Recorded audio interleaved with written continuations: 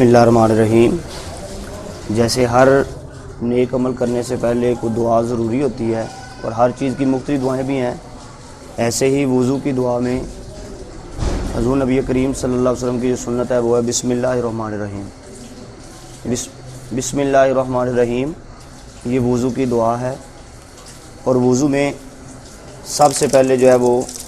اپنے ہاتھ کلائیوں سمیت دھوتے ہیں، اور کلائیوں سمیت دھونے 3 مرتبہ دھوتے ہیں، اور اس کے دھونے کی وجہ یہ ہے کہ اس کے بعد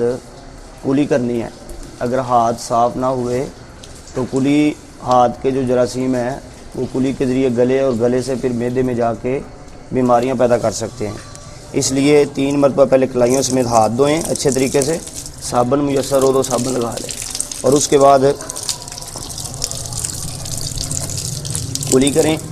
اور اگر کلی کرنے سے پہلے مسواک ہو تو اچھا ہے، نہیں تو مسواک نہ ہو تو اپنی شہادت والی انگلی جو ہے پورے منہ میں پھیریں۔ اور اس میں یہ ضروری ہے کہ روزہ دار کے لیے وضو کرنے کا طریقہ مختلف ہے اور غیر روزہ دار کے لیے مختلف ہے۔ روزے میں جب کلی کرتے ہیں تو پانی گلے تک نہیں پہنچاتے، جبکہ روزے کے علاوہ جب وضو کرتے ہیں تو اس میں جو ہے وہ پانی گلے تک پہنچاتے ہیں، غرارہ کرتے ہیں۔ ایسے ہی روزہ دار جب وضو کرے گا تو ناک میں جب پانی پہنچانا ہے تو ناک کی نرم ہڈی تک نہیں پہنچانا، کیونکہ نرم ہڈی تک پہنچانے سے جو ہے وہ گلے سے وہ معدے تک چلا جائے گا، جس سے روزہ ٹوٹ جائے گا۔ یہ 2 چیزیں جو ہے وہ روزہ دار کے لیے بہت زیادہ ضروری ہیں، ان میں احتیاط کرنی۔ اور 3 مرتبہ کلائیاں، اور اس کے بعد 3 مرتبہ کلی، لیکن غرارہ روزہ ہے اس لیے غرارہ نہیں کرنا۔ ایسے ہی جب آپ نے ناک صاف کرنا ہے تو ناک میں کوشش کریں کہ بائیں ہاتھ کے ساتھ پانی ڈالیں، اور اس کے بعد یہ چھوٹی انگلی جو ہے وہ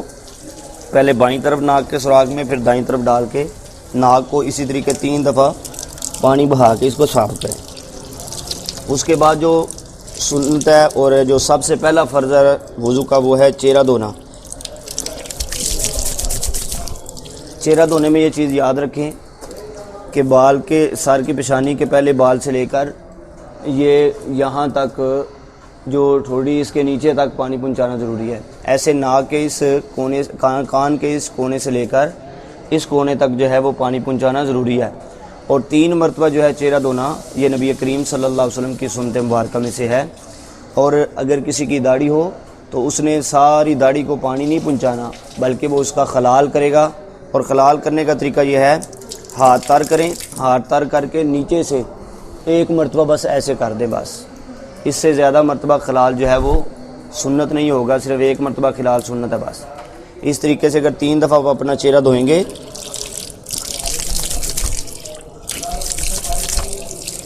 یاد رکھیں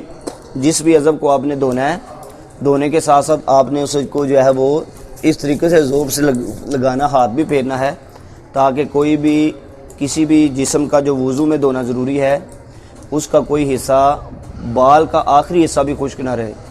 اگر وضو میں کسی بھی بال کا جو وضو میں دھونا ضروری ہے اگر خشک رہ گیا تو آپ کا وضو نہیں ہوگا،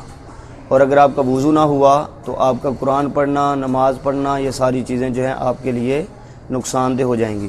اس طریقے سے 3 دفعہ جب آپ چہرہ دھو لیں گے، اس کے بعد دایاں بازو سب سے پہلے آپ نے دھونا ہے۔ اور دایاں بازو دھونے میں یہ چیز یاد رکھیں کہ یہ کلائیوں سمیت دھونا چاہیے آپ کو،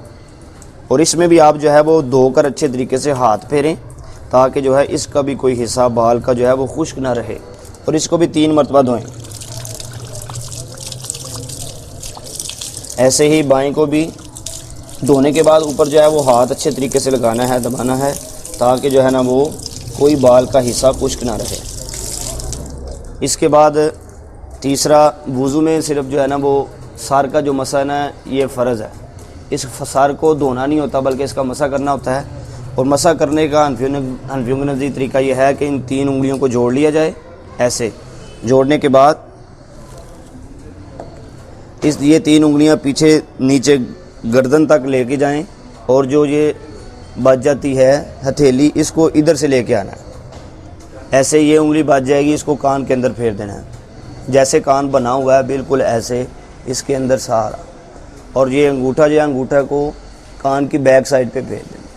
اور یہ ہاتھ کا بیک سائڈ والا یہ حصہ رہ جائے گا، اس کو اپنی گردن پہ پھیر دینا ہے۔ یہ گردن کا مسح ہے۔ نبی کریم صلی اللہ علیہ وسلم فرماتے ہیں جو وضو میں گردن کا مسح کرتا ہے اس کی گردن جہنم سے آزاد ہے، اس لیے گردن کے مسح میں بھی سستی نہیں کرنی چاہیے تاکہ جہنم سے آزادی مل جائے۔ اس کے بعد جو آخری فرض رہ جاتا ہے وہ ہے پاؤں کو دھونا۔ پاؤں کو دھونے میں پہلے آپ نے دایاں پاؤں دھونا ہے اور یہ بھی 3 مرتبہ دھونا ہے، اور یہ یاد رکھیں پاؤں دھونے میں 2 چیزوں کی احتیاط بہت ضروری ہوتی ہے۔ ایک یہ کہ یہ جو پیچھے والا حصہ ہے اس کا ضروری اہتمام کریں، کیونکہ یہ تھوڑا سا نیچے ہوتا ہے، اس لیے اس کو آپ احتیاط سے توجہ سے دھوئیں گے تو یہ دھلے گا۔ اور دوسرا یہ کہ جو انگلیاں ہیں ان کے اندر بھی آپ نے خلال کرنا ہے، اور خلال کرنے کا طریقہ یہ ہے بائیں ہاتھ کی یہ چھوٹی انگلی ہے اس کو یہاں سے شروع کرنا ہے اور ایسے اسی ترتیب سے جو ہے وہ پاؤں کو 3 مرتبہ دھو لینا آپ نے۔ ایسے ہی جب آپ بائیں کو دھوئیں گے تو یہاں سے سٹارٹ کرنا ہے، دائیں کو آپ نے چھوٹی انگلی سے سٹارٹ کیا ہے اور اس کو آپ جو ہے وہ بائیں کو یہاں سے انگوٹھے سے سٹارٹ کریں گے اسی ترتیب کے ساتھ۔